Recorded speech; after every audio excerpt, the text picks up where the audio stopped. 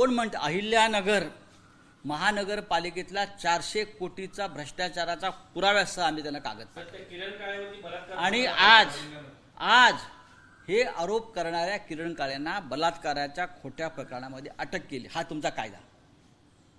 किरण काळे यांनी गेल्या 8 दिवसामध्ये अहिल्यानगरला मोठं आंदोलन उभं केलं।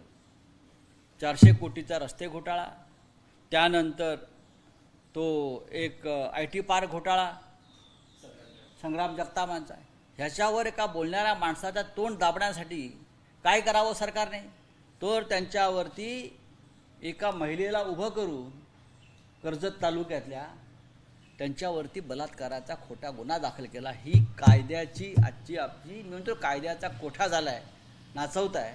पण हे गरम पडेल प्रकरण, लक्षात घ्या। किरण काळे यांना ज्या पद्धतीने अटकेत टाकलं, याआधी सुद्धा आमच्या एका माजी महापौरावरती असाच गुन्हा दाखल केला या संग्राम जगतापने, कारण तो आंदोलन करत होता। या राज्यामध्ये देवेंद्र फडणवीस आंदोलनाचा अधिकार आम्हाला नाही। हा कोणता कायदा आहे? कोणते खोटे गुन्हे तुम्ही दाखल करताय?